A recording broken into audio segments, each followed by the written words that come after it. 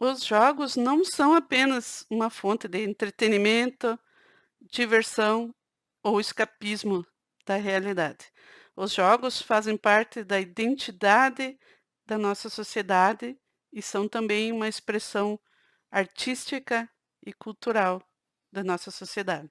É isso que acreditava um jovem programador na União Soviética no início dos anos 80, Alexei Pajitnov, quando criava, idealizava aquele que seria considerado por muitos o jogo do século ou um dos jogos mais perfeitos já criados, Tetris.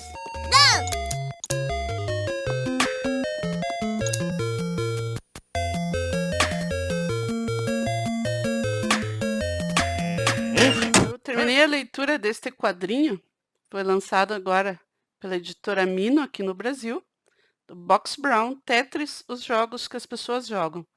O Box Brown, ele já é autor reconhecido nos Estados Unidos, com outras obras, outras biografias, e aqui no Brasil ainda não tinha sido lançado esta obra dele. É um quadrinho, né, uma obra em quadrinhos que conta a história do Pajitnov, da criação do Tetris e da parte de comercialização do Tetris, como foi criado, como ele saiu lá da Rússia, né, que era a União Soviética. E a história desse jogo envolve um conto tão incrível quanto o próprio jogo, desde a concepção dele até como ele conseguiu ser distribuído aí para o resto do planeta e se tornou a febre que nós conhecemos, né? O Tetris virou uma febre desde que foi lançado, viciando pessoas aí, e nós vamos entender um pouquinho por que que ele é tão bom, qual era o conceito na criação dele e por que que ele é tão viciante e até hoje ainda gerou novas modalidades aí, mas continua sendo um jogo considerado por muitos como o jogo perfeito de lógica, raciocínio e estratégia. This is Mr. Alexei Pajitnov. He is the author of Tetris. Famous author. Play Tetris, Play people, Tetris. my friends. Okay.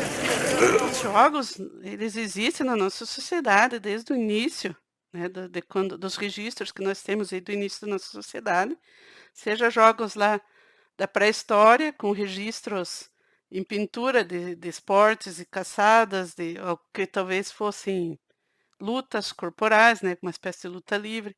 Isso é como ele abre o primeiro capítulo aqui do quadrinho, explicando como os jogos fazem parte da identidade cultural, como eles são uma expressão artística da nossa sociedade, seja de várias formas, né? Seja uma forma de apenas diversão, seja uma forma competitiva, seja uma forma para apostas, né? Existem várias modalidades que você pode utilizar em um jogo, né? E alguém criou, né? Existe um artista por trás disso, né? Nós temos jogos aí baseados, por exemplo, uma carta de baralho, né? Um baralhozinho simples, mas alguém desenhou, alguém fez esse conceito artístico, né? Alguém criou esse conceito não só matemático, né, do jogo de cartas, das pinturas, mas alguém teve a criação disso, né? Uma expressão desses números das cartas dessa forma como nós conhecemos, ou um dado, né? O dado como nós conhecemos. Um simples dado aí de 6 lados gerou inúmeros jogos, né? Como nós comentamos, jogos de aposta, jogos de sorte, jogos de inteligência, jogos de estratégia, jogos de raciocínio, assim como as cartas.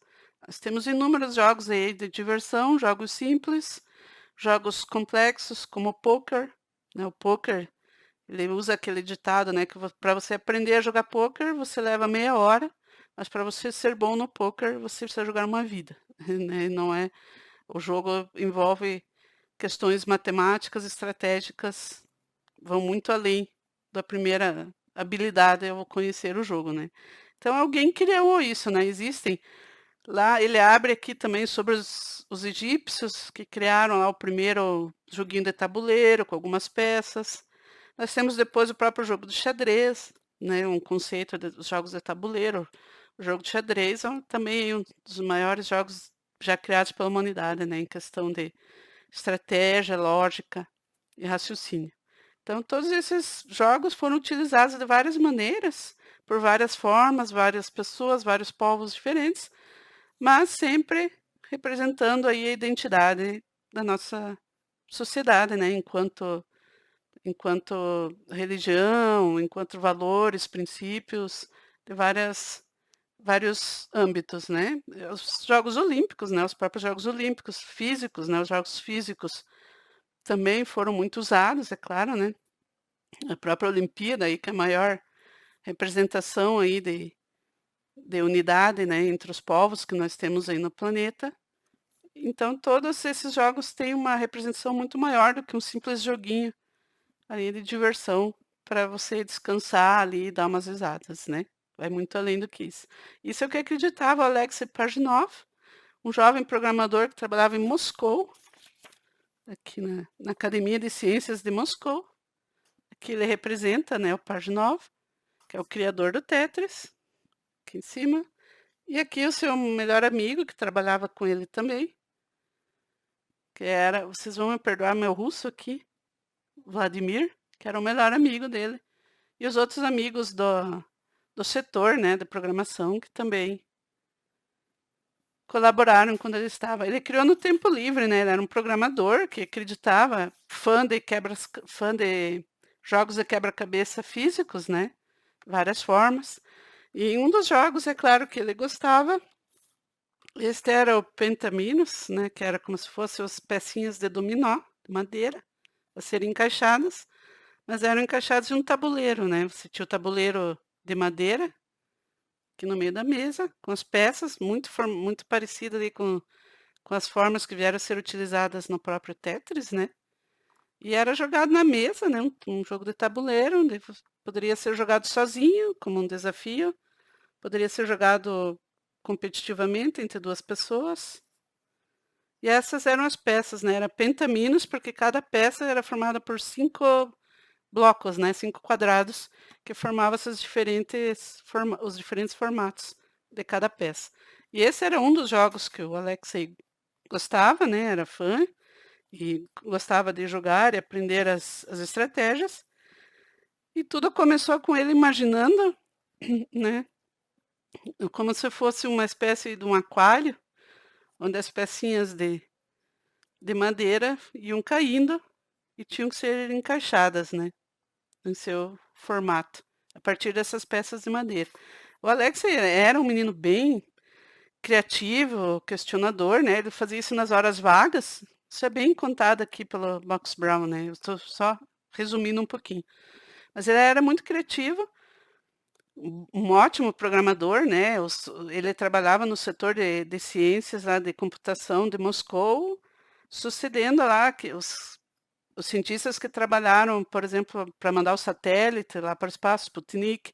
A gente está falando aqui dos anos 80, né? Estamos falando de Guerra Fria, estamos falando de corrida espacial, estamos falando de, né, todo aquele panorama lá da Guerra Fria da Rússia. Quem assistiu aí séries, os filmes do Rock, lá o Rock 4, onde ele enfrenta o russo, a própria série Chernobyl, aí uma série recente, mostrou bem como era a mão de ferro ali, né, era chamada cortina de ferro, né, a Moscou ali, a União Soviética, não se sabia o que estava acontecendo lá dentro, né. Quem assistiu aí a série Chernobyl também tem um panorama lá bem bem claro de como funcionavam as coisas, né, no sistema comunista ali, mão pesada da Rússia, né.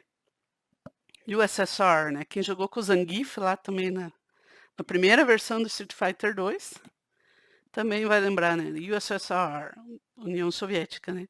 Então a partir daqui, nas horas vagas, ele começou a utilizar isso, mas aqui vem, se você sabe por que se chama Tetris, o nome do jogo? Porque ele, pensando nisso, na configuração, ele não tinha, o computador dele era tão simples, que ele trabalhava lá com os códigos, que não existia uma parte gráfica, não existia recursos gráficos. Ele criou como se fosse uma página de texto com elementos gráficos aqui de parênteses que simulavam as peças, né? Esse era o aquário, né, que ele imaginou, e as peças iam caindo, mas eram tudo os parênteses, né, que ele usava para formar as peças, né? com 4, né, Tetris. Porque o Pentamino original tinha os 5 blocos que formavam cada peça, mas isso gerava uma complexidade ainda maior, então ele diminuiu para 4 blocos, né, 4 bloquinhos. Cada peça aqui é composta por 4 bloquinhos. Né, que eles tinham as linhas onde iam descendo ali, tudo com código, né, de programação, sem nenhuma representação gráfica, né, com outro recurso. Isso mais tarde, depois acabou sendo convertido por um outro adolescente genial aqui, que aparece também, que converteu depois para o DOS, né, com uma representação gráfica muito mais aprimorada. Né, então, ele por isso chama Tetris, porque são tetras, né, são 4 blocos para cada peça. E o Tetris também vem de tênis, por alguma razão ele combinou os tetraminos com tênis, então ele chamou de Tetris. With help from colleague Dmitry Pavlovsky, Pajitnov developed a simple computer game using basic graphics and no sound on an Electronica 60. Pajitnov's game took the principles involved in tetrominos and added the challenge of gravity. The blocks in his game were comprised of 4 squares that formed different shapes, and they would fall at increasingly higher speeds as the levels passed. The aim was to make full horizontal lines, which would then disappear. If a gap was left in the line, that line would remain until the player was able to fill the hole. Então isso ficou ali dentro do departamento deles, todos eles estavam jogando.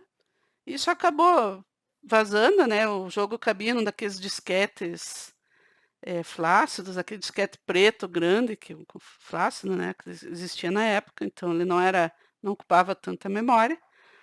Isso acabou se espalhando ali dentro de alguns departamentos, porque isso aqui era, né, lembrando ali dessa época aqui, tudo era do governo, né, ele trabalhava lá como funcionário do governo, não tinha direito, né, tudo que você fazia ou conversava com alguém era tudo controlado pelo governo, você precisava de autorização, né, para utilizar equipamentos, marcar reuniões, qualquer reunião que você fosse marcar, tudo isso teria que ser, né, autorizado e controlado pelo próprio governo, né, pelos superiores dele aqui no departamento dele.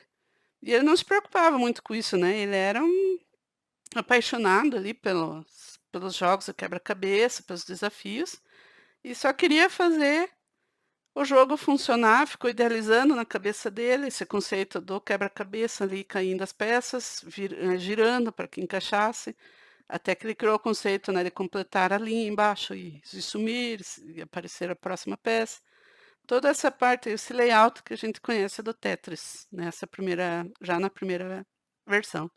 E se tornou ali uma febre, acabou se espalhando para outros departamentos do governo, até que alguns tiveram que retirar, destruir os disquetes, porque as pessoas não estavam trabalhando mais, produzindo como deveriam. As pessoas passavam horas apenas jogando o Tetris e alguns chefes de setores tiveram que recolher os jogos para que a produção ali não fosse prejudicada.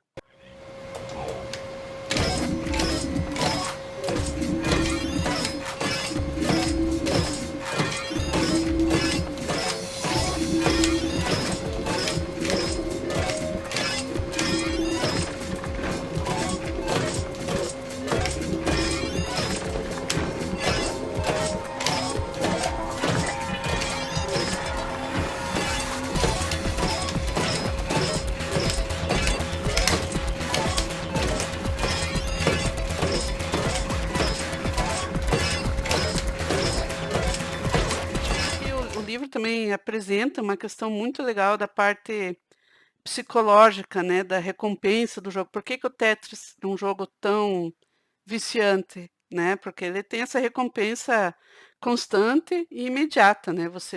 A peça aparece, você começa o raciocínio, começa a estratégia, onde essa peça vai ser encaixada, a próxima que já vai vir, e você tem uma recompensa viciante ali com as linhas, né? Conforme você vai completando as linhas e sumindo e fazendo combos e aumentando a pontuação, isso é imediato e se repete, né, de forma por horas ali, né? Inclusive a parte psicológica aqui eles comentam aquele que foi denominado o efeito Tetris, né? Quem aí nunca ficou, quem jogou muito Tetris ficava ouvindo o tema do jogo, o som, ficava vendo as peças em vários locais, nas paredes, você via as peças, até sonhava, né? A gente chegava aí a sonhar com as pecinhas encaixando, né? Esse era o chamado efeito Tetris, de tão viciante que ele trabalha no cérebro. Ele explica melhor aqui, assim, umas questões fisiológicas, né, de por que que o Tetris tem esse efeito no nosso cérebro. Perdão.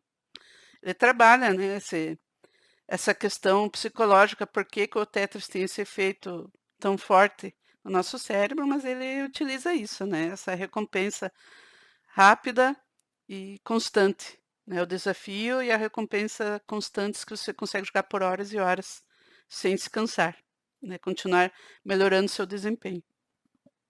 E aí então o jogo acabou indo para os Estados Unidos e caindo na mão de algumas empresas, alguns desenvolvedores, e aí começa um conto que eu não vou conseguir explicar aqui tudo hoje, porque isso é um outro vídeo só dessa parte comercial, porque nós estamos falando de Moscou, nós estamos falando da época da Guerra Fria, nós estamos falando de presidentes, questões políticas, comerciais, aí começou uma guerra de direitos fantástica, que envolvia principalmente a Nintendo, né, porque a Nintendo, para quem lembra aí, ele conta aqui tudo isso, né, a questão da Nintendo, como surgiu a Nintendo, como a Nintendo entrou nesse ramo de eletrônicas, e como eles desenvolveram o tal do Game Boy, primeiro game portátil. Isso tudo é muito gostoso de ler aqui no livro, porque ele conta, eu já li o outro livro, a história da Nintendo, né, para quem já conhece a história da Nintendo sabe como surgiu lá, os primeiros Game Watch, depois veio o Game Boy,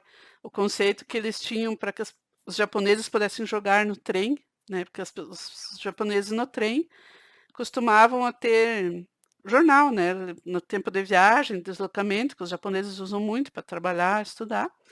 Então eles passavam muito tempo lendo jornal e brincando, às vezes, aí até que eles viram alguém brincando com uma calculadora no trem, fazendo algumas brincadeiras para passar o tempo e desenvolveram lá o Game Watch, depois veio o Game Boy, né? E o Game Boy veio com o Tetris, que ajudou muito, né? Isso ajudou muito nas vendas do Tetris. Pessoas de todas as idades, todos os países, se tornou uma febre mundial, lançado primeiro no Game Boy, né? Que você podia jogar em qualquer lugar. Mas foi uma guerra para a Nintendo chegar nisso, e isso ele conta aqui também. Porque existiam produtoras menores nos Estados Unidos, aí a questão da venda no Japão, porque cada setor do direito era uma venda separada, né? Você tinha os direitos para o PC, você tinha os direitos para os fliperamas, né? Que existiam as máquinas de flipper, né? Os arcades do Tetris, que eram direitos diferentes para cada país. E você tinha os direitos para consoles e portáteis, que era o que a Nintendo queria para colocar no Game Boy, né? O Game Boy foi lançado já vinha com o cartucho do Tetris, né? Então essa guerra comercial é uma história incrível também.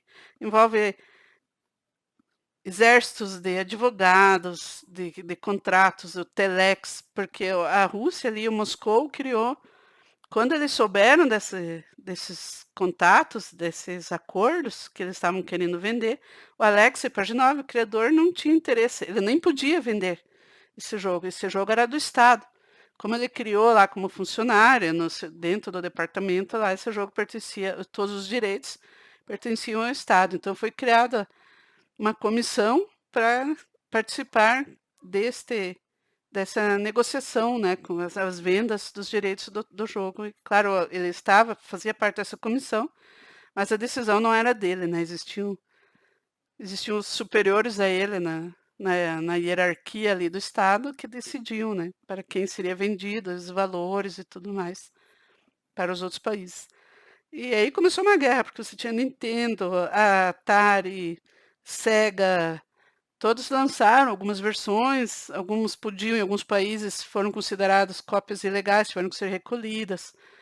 E até que ficou lá no Nintendo, né? A Nintendo conseguiu para o Nintendinho, né? Para o NES e pro Game Boy, que foi o grande estouro e ajudou muito a Nintendo, né? Isso se converteu em milhões de vendas, né? Ele conta tudo aqui, ele conta essa parte de negociação, várias viagens que os presidentes ali os executivos de cada empresa iam lá para Moscou para conseguir conversar com alguém, por telex, brigas, né, uma empresa tentando passar a perna na outra para pegar os direitos escondidos, sem que a outra soubesse. E é uma história incrível. Eu não vou contar tudo aqui, porque só isso já vale um vídeo por si só.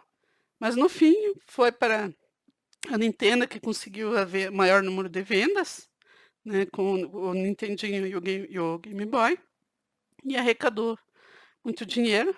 E o Alexei continuou lá, trabalhando no departamentozinho dele lá, tranquilo, até que ele conseguiu, através de alguns contatos que ele fez, alguns amigos que ele fez com todas essas negociações, ele acabou fazendo amizade com um grande executivo e que conseguiu levar ele para os Estados Unidos. Ele, o Vladimir e as famílias deles conseguiram ir para os Estados Unidos e viver, trabalhar como americano, sem receber nenhum dinheiro pelo Tetris, né? Ele não recebeu, ele só conseguiu os direitos ali para conseguir morar e trabalhar nos Estados Unidos, né? Com a família dele, conseguir ser um cidadão americano. E aí eles foram, mais tarde, já em 90, ali no comecinho dos anos 90, é que acabou toda aquela questão lá de Moscou, da Guerra Fria, e aí aquele departamento, aquela comissão que tinha sido criada para cuidar de negociações, incluindo a do Tetris, foi dissolvida, e os direitos do jogo acabaram indo para ele, né? E aí foi que ele criou a Tetris Company, que ele conseguiu ganhar finalmente o dinheiro que ele merecia por ter criado esse jogo aí, que foi uma febre mundial, com vendas exorbitantes no mundo inteiro, né? Então ele começou a receber esse dinheiro aí a partir dos anos 90, né? Sendo que ele criou o jogo lá em 84, e o jogo já começou a fazer sucesso em 87, 88, já estava estourando aí no mundo inteiro. Mas recebeu, né? Depois que aquela mão pesada da Rússia lá saiu, foi destituída, ele conseguiu seus direitos e ganhar o dinheiro que ele merecia, né? Depois acabou acontecendo uma outra tragédia, mas aí tem que ler que também eu não quero, não com ele, mas com um amigo dele, Vladimir, mas tragédia terrível, aconteceu nos Estados Unidos. Mas eu não vou contar todo também para que vocês leiam, né? Isso que vale muito a pena, gente. Box Brown, os jogos que as pessoas jogam. Não só pelo Tetris, mas é uma narrativa incrível, uma história incrível dos anos 80, 90, para entender todo um contexto político, econômico e de Guerra Fria que existia ali na época também. Espero que você tenha curtido um pouquinho aí dessa história do Tetris. Se você também viveu essa febre aí do Tetris, eu vou jogar agora aqui a minha partidinha. Obviamente nós temos hoje nos celulares, né? E tá aqui o Tetris clássico. Claro que existiu, por exemplo, variações mais modernas, como foi aí a febre do Candy Crush. São jogos que, claro, foram designs aí atualizados, mas começaram aí a partir desse joguinho básico aqui, né? Começou aqui com o Tetris. Considere aí assinar nosso canal, nós temos vídeos sobre jogos, sobre filmes, música aí dos anos 80, 90. Né? Deixe aí o seu like se você curtiu. Muito obrigada por ter assistido o vídeo até aqui. Beijo no coração de todos. Eu vou jogar a minha partidinha de Tetris. Até a próxima.